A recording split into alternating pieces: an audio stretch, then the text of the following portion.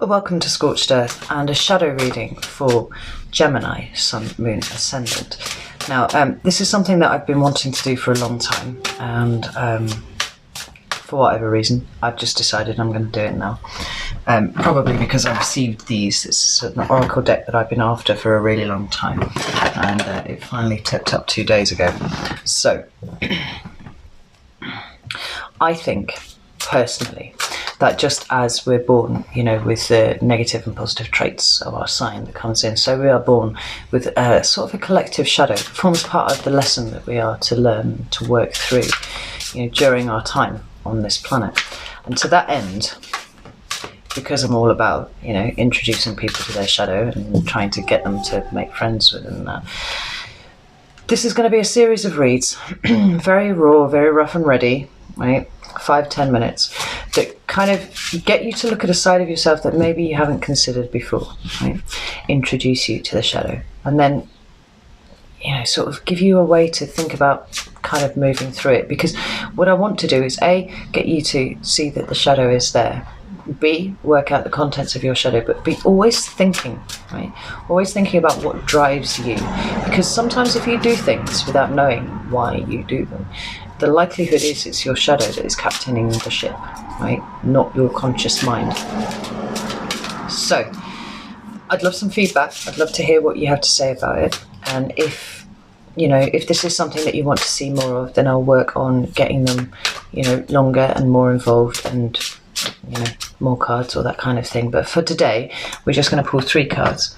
The first one is going to be, the main concern, the issue.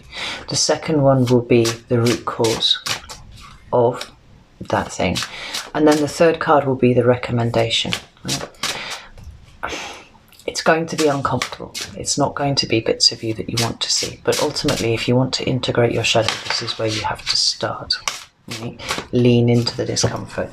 So, we'll do 3 shuffles. 2, 3. And your first card is number 41. This is quite interesting. That's the main concern. And I have to have a look at the guidebook because I don't know all the meanings of the cards yet. 2, 1. The root cause. Some truly extraordinary visions on those cards. It's card number 42, interestingly. And let's have a look at your recommendation. The recommendation is this one here, 35. So, let me just consult my trusty book. Card number 41 is called the tree. An ancient tree stands deep in the woods. While the seasons have caused other trees to lose their leaves, this old tree maintains its full foliage.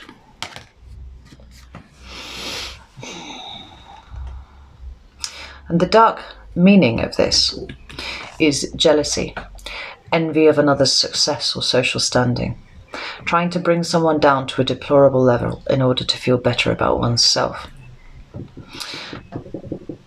Gemini, sometimes you get a bad rap for speaking shit about people, right? Not all of you. I know a number of highly enlightened and high vibrational Geminis for whom this wouldn't be the case, but they're the ones who kind of worked through this as a thing, right? Card number 42 is the pact.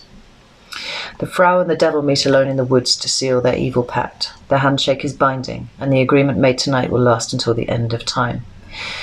The dark meaning of this is treacherous collaborations, a commitment you might one day regret. Now, when we tie these 2 cards in together, what this is talking about is your feelings of insecurity, your feelings of envy, and ultimately that's what the envy is the seat of. It's wanting something that somebody else has got, because it would fill a hole in you somewhere, potentially. Now, the root cause of this, to me, sounds like it's the people that you spend the time with, right? Now, there's what is it? We are the sum total of the 5 people we spend the most time with, right? Have a look at your social circle. See what it is. that is in your social circle, because frankly, if some of those are low vibrational, like, they're going to drag you down whether you know it or not. And there seems to be an idea that engaging in kind of gossipy talking, you know, or indulging feelings of envy or jealousy or something to do with other people, is kind of having its source external to you, right? Whenever we envy something about someone else, like, we feel like we should have it because our lives would be better. Like, what is that hole that you are trying to pull this thing that you envy into yourself, right?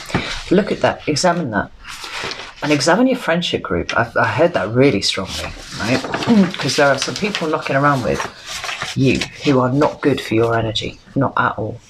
So, the recommendation card is called Salvation. The falling woman's prayers have been answered.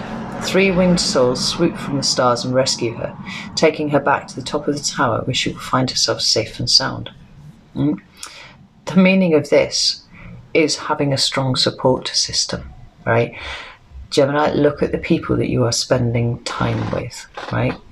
Take them one at a time. They are, for good and for bad, 1/5 of you, if you want to look at it like that, right? Are you surrounding yourself with the right people?